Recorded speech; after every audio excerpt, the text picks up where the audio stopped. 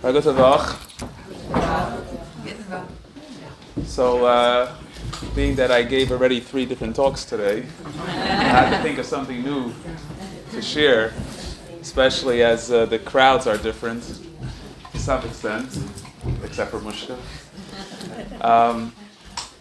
And I was thinking what I should, when you talk, you want to feel like you're giving something over that is something you either are experiencing, living through, something that you feel is coming from within, not just something you read somewhere and you're parroting it, where it's sort of disconnected from something personal. So I want to share an idea related to Shevat, as the Rebbe, the role of the Rebbe, the way the Rebbe perspective, but perhaps a much more, if you want to say, cosmic approach to our reality. So, what we find very interesting is that the Rebbe, in the very first Maimer, Tafshin Yud Aleph, 1951, when the Rebbe officially accepted upon himself to be the Nasi Hador, our leader, so the Rebbe there throws us into this concept called Dor Hashvi, the 7th generation. We've heard this concept of the 7th generation. We are the 7th generation. And this is an idea, at least for me, growing up, this was repeated and repeated and repeated. And what exactly does that mean? And where does this idea come from? What does it mean we're the 7th generation? What's significance of this idea of the 7th generation?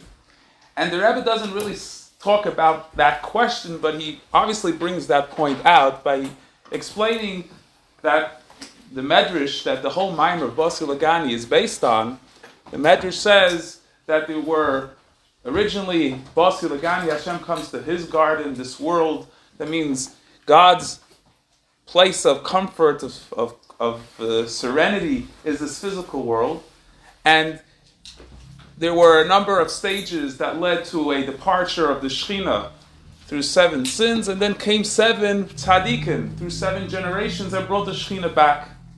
Till we had the final push, which was Moshe Rabbeinu, who took the Shekhinah from the level of Rakia, of heaven, back into earth. And then we have the giving of the Torah, the Jewish people entering Eretz Yisrael, etc. And the Rebbe said, likewise, in our generation, we are the 7th generation from the Alter Rebbe, and that basically the same thing is happening, but this time it's going to be the ultimate, permanent, the Gula Amitis V'Ashleima, and that's why we are tasked with the job of bringing about the final push of the Dir Tachtainim, as the Rebbe explains what that means in the first Maimer. And thinking about this idea this year, you learn it, I learn it, try to learn it every year, not the same Maimer. Every year we learn the Rebbe's Maimer of that year. This year is actually Tafshin Chabad, 1964 and 1984. But this idea is constantly repeated, and I thought about it, and I was thinking to myself, that there's something much deeper in the significance between these two connections. It's not just correlations between a 7 and a 7. There's something very profound in the reality that strongly links us to the generation of Moshe Rabbeinu and the Yotzei Mitzrayim, the people leaving Egypt. So when I was thinking about this idea, I shared the thought a bit today. I've shared it a little bit with my students, which was, or is, that if you just look at the similarities to that generation, to our generation, the Jewish people in that generation, Chazal tell us, were in the Mem Teshari Tumah. Were on complete disinterest. Most of them weren't religious. Most of them didn't believe in God. As we know that only the tribe of Levi kept to the tradition. There wasn't an official Torah given, but yet there was a certain tradition passed down from Abraham, Yitzchak, and Yaakov, but only Shevat Levi kept it. Most Jews didn't circumcise their children. It was a very anti-God, anti-religious culture. They were very much indoctrinated in the Egyptian culture. And Moshe Rabbeinu had to do one of the biggest tasks in history. Get people that are enslaved, physically, emotionally, and spiritually, to believe that pocket bekadati. that Mashiach is here, that we're going into the promised land.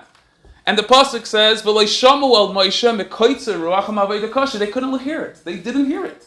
Moshe Rabbeinu comes and says, "I am here. I'm going to save you. God is ready to take you out of this land," and they couldn't hear it. They weren't able to hear it because they weren't in a space where this concept even resonated with them. And Moshe Rabbeinu had to really start from ground zero or below ground zero to rehabilitate the Jewish people, to get them to start believing. Chazal tell us he ran away at first. He thought it was impossible. V'hein lo yaminu li, he told God. They won't believe me. This is not going to work. And for the first year or so, it didn't work. Yet Moshe Rabbeinu, being the Nasi Hadar, as the Rebbe tells us in the Maimer of Atat Tzava, he's the one that zon mefarnes es hamuna, the one who nurtures the faith. He is the shepherd, the Roya Neman, who gives us the two interpretations here of Roya Neman means that he is a faithful shepherd, but also one who shepherds the faith, the one who instills within us this concept of belief, this concept of trust, this concept of a purpose that's beyond the physical reality. And then the Jewish people left Egypt. Not only did they leave, they took upon themselves the Torah, the mitzvahs. As we know, the 49 days of traveling from Egypt to Har Sinai was 49 days of cleansing, of refinement, all being done through Moshe Rabbeinu. And then they came to Eretz Yisrael, and that was the Geula, the left of Mitzrayim, the leaving of Mitzrayim. And the Maharal of Prague says something very, very powerful. He says, when we always mention the Yetzias Mitzrayim, we mention the fact many mitzvahs are connected to Zeichel Yetzias Mitzrayim. We make Kiddush Friday night, right? We say Zeichel Yetzias Mitzrayim. When for example, even when we say right Kriya Shema, we mention Yetzias Mitzrayim. Yetzias Mitzrayim is one of these ideas that resonate throughout all the mitzvahs. And the question is why? We're back in Egypt in many ways, right? So the Maharal explains because the fundamental change is that when we were in Egypt, we had an enslaved mentality. We could be enslaved. Not just physically, but more psychologically and spiritually. That is over. A Jewish person can never be enslaved on that level. What that actually means is for another discussion. But the idea is that Geula took root, and it was Moshe Rabbeinu who really awoke within the Jewish people, and this was the final push that the Rebbe was talking about, of bringing the Shekhinah back down from Rakia to Aretz. The gap between Rakia and Aretz is huge. As the Rebbe says, the Iker, the main effect, was taking it from the Rakia, the level of godliness that's detached from reality or abstract, and bringing into a very strong reality. Now, if we fast forward to our generation, that's exactly where we're at. Most people, most Jews are not religious. Most Jews don't believe in God. The few of us... I don't agree with that. Okay, fine, we can discuss it later. But they're not clearly Jews. The few of us, the very few of us, the few of us that are within this room, or with the few communities around, we're like the Shevat Levi. The very few people that actually could be believing in something and trusting something and connecting to something that seems to be from a very strong, physical reality point of view as just being a waste of time.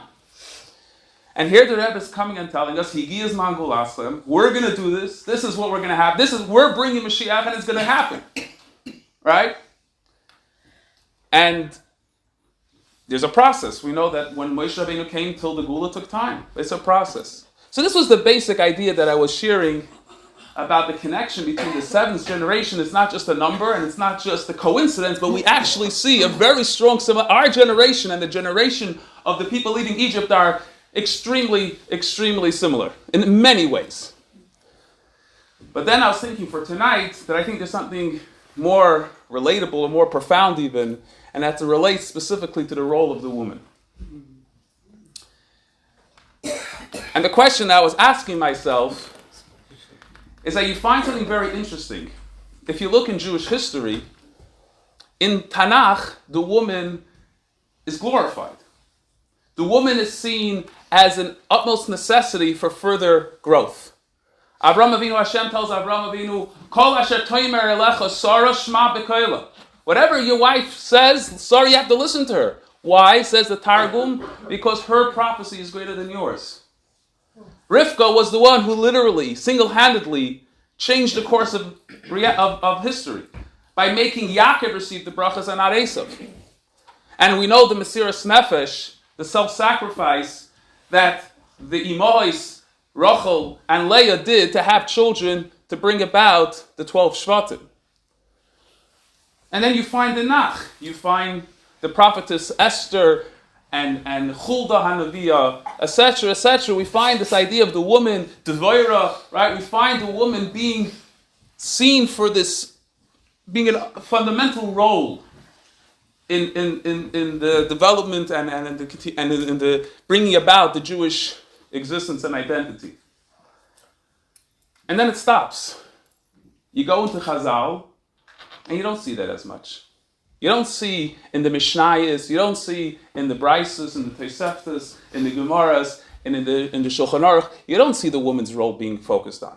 You don't see mention of the woman's purpose and focus. In fact, you look at Chazal, you may see some other types of statements. Women shouldn't be learning, right? There's a statement that says that Ezi Isha Kshera, who's a kosher woman, Oisin Ritzayin Baila, who does the will of her husband. That's the little interpretation. We'll see a little later what it really means. So why is that change? But there's even a deeper connection here, or a deeper stage. It wasn't a greater point in history where the woman played a role so fundamental as the generation of the Eitzim Mitzrayim. Pari made a decree.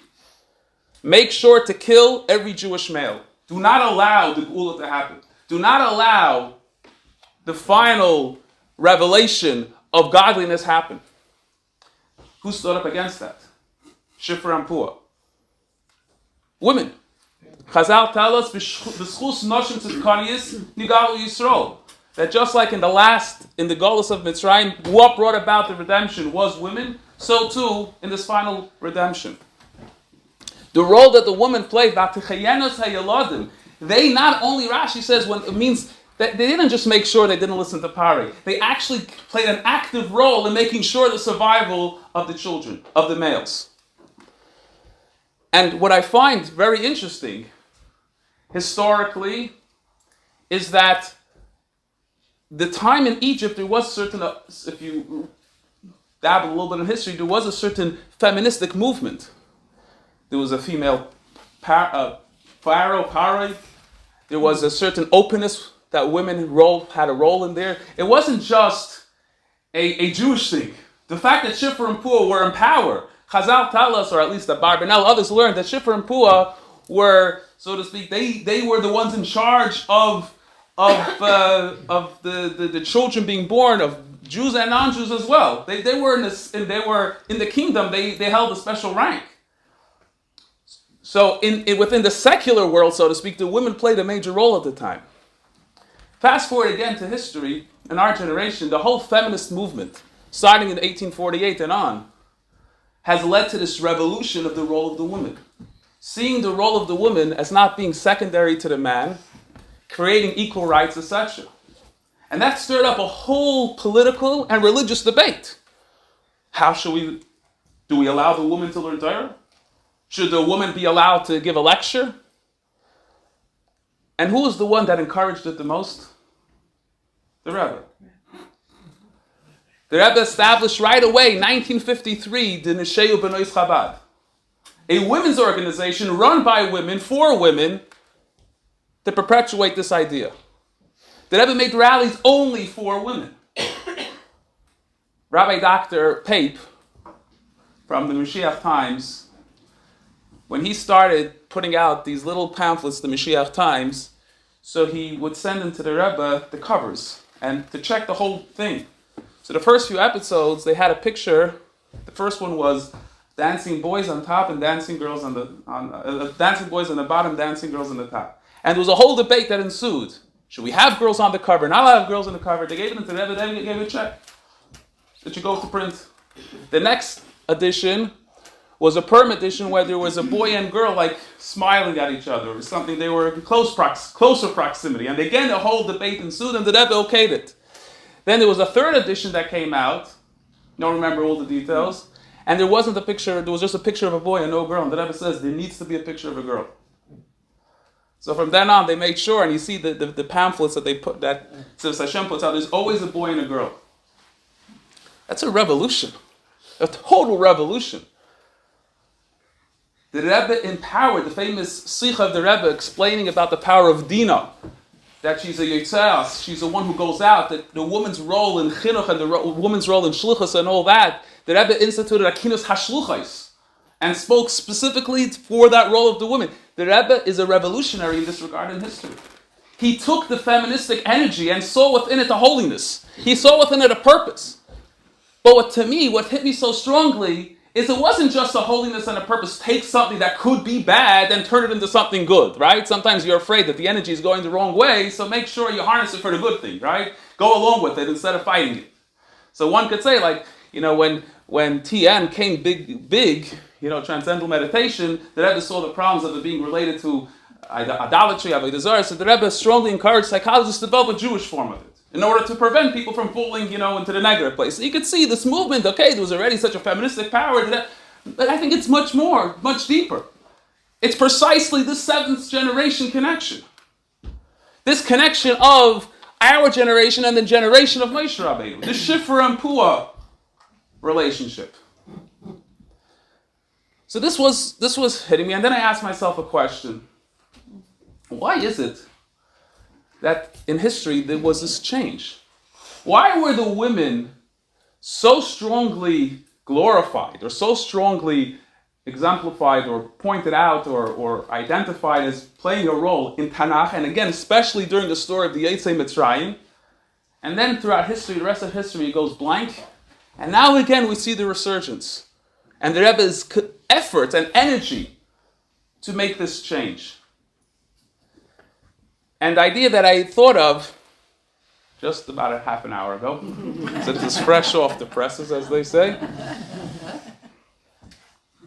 So maybe a little bit of needs to be developed a little bit more. What we find in Chassidus is there's a concept called, or there's a duality of Malchus and Keser.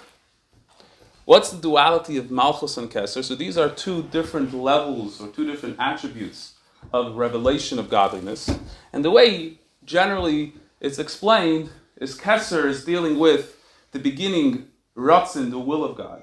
The way God had a plan or a will to create the world, to bring about a world, where in that plan and that vision there was going to be a world that's going to bring about a Dir Daftainim and all that. Which is very much related to, correlating it in psychology, to the subconscious or unconscious mind. A will is something that is not something you could necessarily fully be conscious of, especially the way Chassidus explains that there were three levels of will. There was different levels of the Ratzin. Malchus is the final facilitator of the will. So you have a plan to, let's say, build a building. You have a plan to get something done. So you have the initial interest, which usually stems from a subconscious want or need, right? And then you put in the efforts and the energies to think about it, to process it, to get it happening, until finally the final product comes out from Malchus. Malchus is the actualizer, the one that gets the thing going. That's the power of Malchus. And Chassidus talks about this concept of No'ot Tchilosim B'Soifon, B'Soifon B'Tchilos. And it's a Kabbalistic idea that which is at the beginning is at the end, at the end, the beginning. The connection between the beginning and the end is that they're both really the same thing. What's really this duality all about? Well, what's the connection between Malchus and Keser? Why are the two so connected, or really both the same thing, just two different sides of the same coin? In which way do they complement each other, or are really the same thing? Keser seems to be the subconscious, the part of the idea, totally disconnected from actuality, and Malchus is all about actuality. Malchus is all about the concrete reality. It's not just the potential, it's the reality. How do these two ideas be one? So one of the ideas that's explained about Malchus, the example or the analogy given for Malchus, is that Malchus is the moon. It's the Levana, it's the moon. What does it mean it's the moon? So we know the moon doesn't have any light of itself. It's not an illuminary. It doesn't contain its own light. It doesn't shine its own light. In Chazal, we are taught that initially when God created the world, he created two luminaries, the sun and the moon. But then the moon had a little bit of an issue, so God says you have to minimize yourself, whatever that Chazal means. But the moon reflects the light of the sun, doesn't have its own light. That means from the moon's perspective, the moon doesn't have anything of itself. It's a receiver. It's a makabel. It receives the light of the moon, of the sun. Yet at what point does the moon become the most important? When does the light that the moon reflects become the most important? At night, in the darkness. In a state of darkness is when you have the light of the moon. And now when I was thinking about this idea, it hit me so strongly. What's the connection between the light, the darkness, and specifically the moon? And obviously we mean here darkness, not just the physical darkness, which is true, but everything the way it plays itself out in the physical reality is because on a deeper dimension, that's the way it is in the more loftier levels. What's the connection between darkness and the light of the moon? What happens when we're in a state of darkness? When we feel totally disconnected from any truth, or feel completely helpless, hopeless, a state of negativity, inability to feel we could trust anybody or anything. Where we feel a state of apathy, disconnect, lack of interest. What could shine to us? What could shine in us to wake us up and get us out of that space? What could give us that energy? What could give us that drive? What could give us that inspiration? Not the sun. Not the thing that's the natural luminary, the moon. Because what does the moon tell you? The moon tells you is that in order to reach the greatest heights, you have to be a makabel. You have to be a vessel. You have to be a recipient. You have to be someone that's willing to let go of your own preconceived notions about things, the labels, the identities, the ideas that you hold strongly. Let it go to be merely a reflection, to allow light to travel through you. You don't have to be the light itself. You don't have to be the revolutionary that's coming up with these great ideas and showing the world that I know better than everybody else. You don't have to rewrite history. You have to be the reflection of the light. And then you have light. This is an idea that I think connects to the concept Chassidus talks about, Yisrein ha'or min ha'choshech. How the light comes from the darkness, because the darkness itself, ha'choshech yor, the darkness lights. That means there's a depth of light which is far greater than regular light. There's a light of the darkness itself. There is that awareness, there is that transcendence that only comes about when there's darkness. And when we tap into that space, we're actually tapping into true light, much greater light. This is Keser. Keser is that hidden light. Chassidus talks about Keser as being a helam ha'atzmi, something which is intrinsically hidden. We're not aware of our deep conscious mind. We're not aware of the goings-on of what's really happening to us on a deeper level. We just see the reactions of them. We see the way the thing flows through us. We don't have them concrete to know what's going on. They're darkness to us. It's concealment. But yet, when does a person come the most aware of that? In his own darkness. In the place of where there's going to be where there's a challenge to one's existence, where there's a challenge to one's identity. In that darkness, a person taps back into their kesed. And as an expression, they say, this may go back to your point, there's no atheist in a foxhole. Right? Min ha-meitzar karasika. In that space of darkness is when I expose and I reveal the deepest hidden secrets of myself. I become self-aware to the greatest levels. I am being empowered if I'm allowing myself to be the makabel, to be the moon. And this idea, as I said, is connected to the idea of a woman, because a woman is seen as malchus. But we find this idea by women on a very natural level.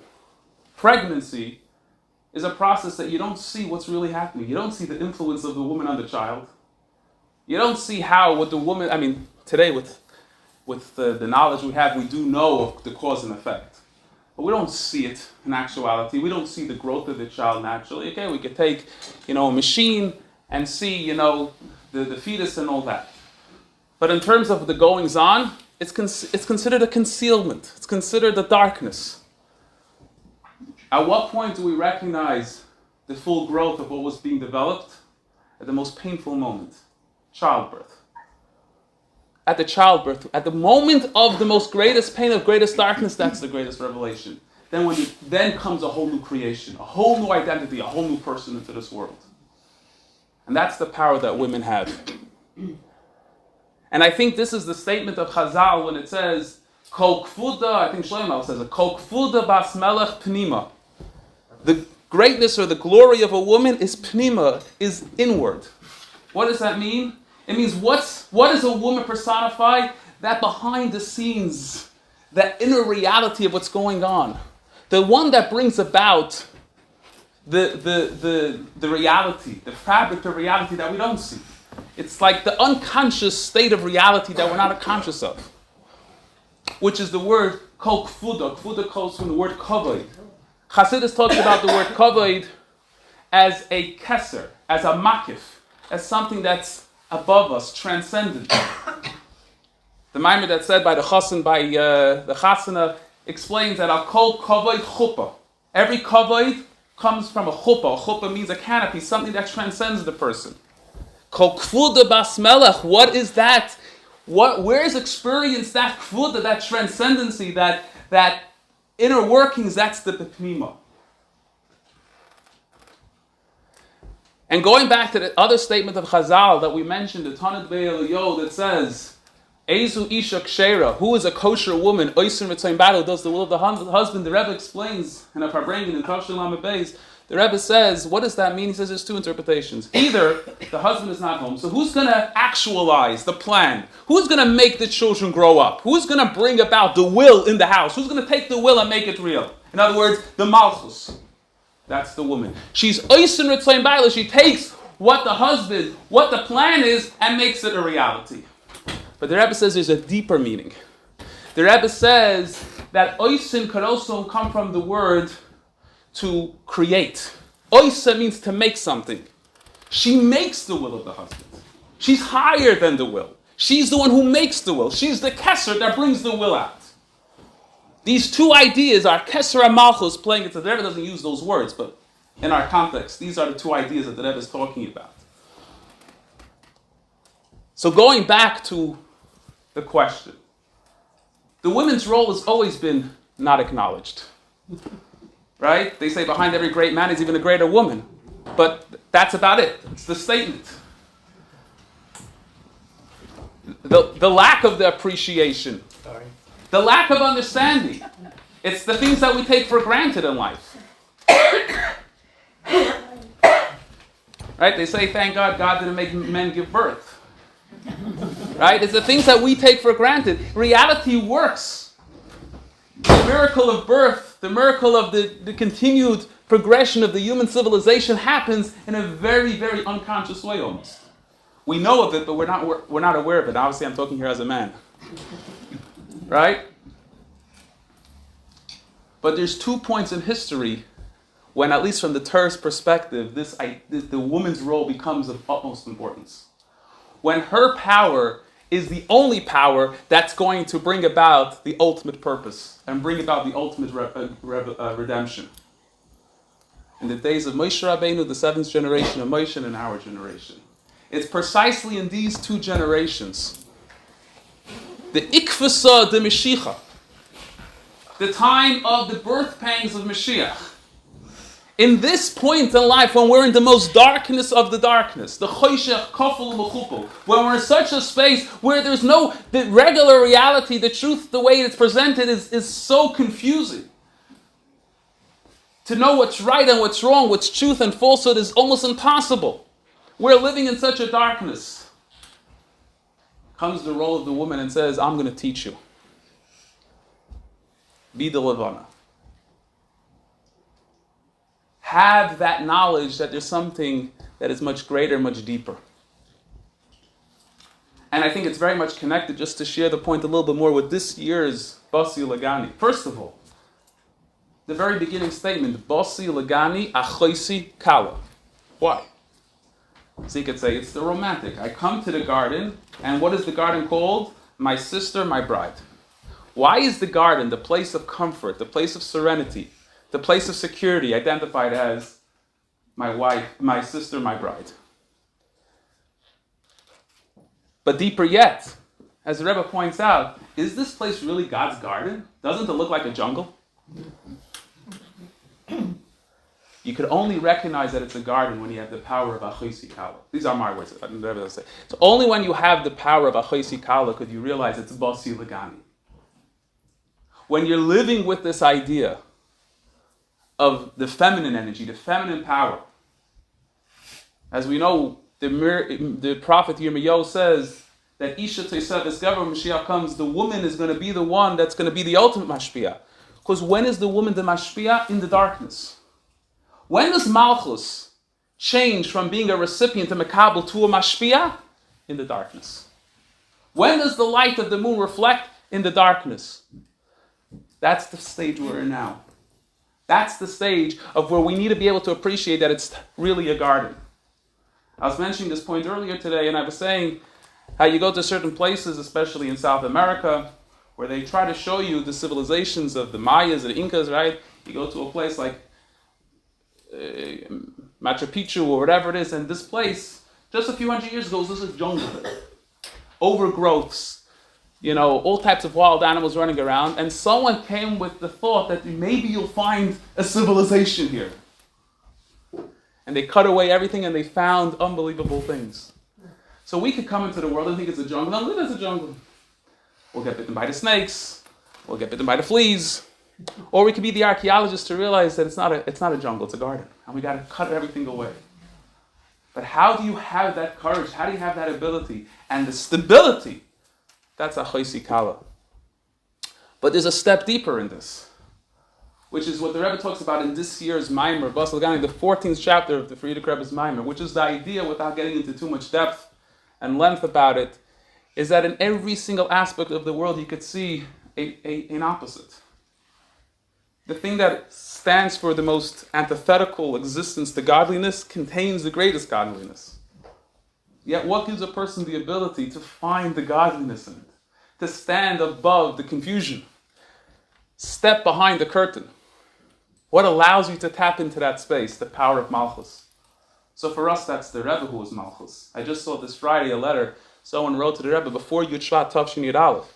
Before the Rebbe became Rebbe, he was writing a Ksav Hiskashus, a letter of connection to the Rebbe. I'm giving myself over to you. But the title he writes to the Rebbe of the 7th generation, which is Midas HaMalchus. Already then, they are identifying, before the Rebbe accepted becoming Rebbe, that he's Midas HaMalchus. Which this idea, as we see in the Rebbe's, the Rebbe on one hand pushed us and begged us to tap into this deeper space, into this Kesser. But the Rebbe was open to hearing everything. The Rebbe was a mekabel from everything. The Rebbe was able to be the reflection and the source of the light at the same time. So what is the practical message of all of this? We're living at a dark time. A time of so much confusion. And the role of the woman, it's not just a nice thing to say as a man. It's not just a nice thing to say at all. It's a reality. We're living through a dangerous time. A time where the energies of impurity, the energies of unholiness are grappling and not grappling, are holding on and literally taking people, their spirit away from them. What allows us to survive? What allows us to finish off the job? What allows us to make the Deir Tachtainim?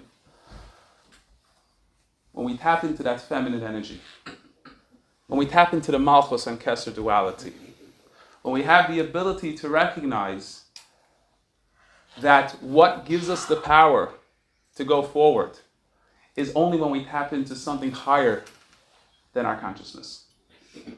By being so open to something greater, by being a mekabel, but also, on the other hand, being a very, very pragmatic person, getting things done. The woman doesn't just, live in a la-la land. On the contrary, as we said before, the woman is oisin soim and makes the reality happen. We have to create this type of duality in our lives on a constant basis. Know that there's something that we're aiming for and make it happen on a day-to-day level. In a practical way, For myself, in my life, you talk about nutrition, a woman being a nurturer. In our generation, we're very aware of the pluses and minuses of nutrition, the benefits of good nutrition versus bad nutrition. And we only want to take into our body that which is good for us. But sometimes we have desires and we take into our body which is not good for us. The first most formal thing is to recognize is spiritual nutrition. What is good for us to take in and ingest in our minds? What is healthy for us? What is good for our abilities to connect to our Malchus Kesser duality? Now, for some of us, this may not be a question, but for the younger generation, this is a very, very real thing. The 17-year-old today, this is a very real issue. The sensory overload,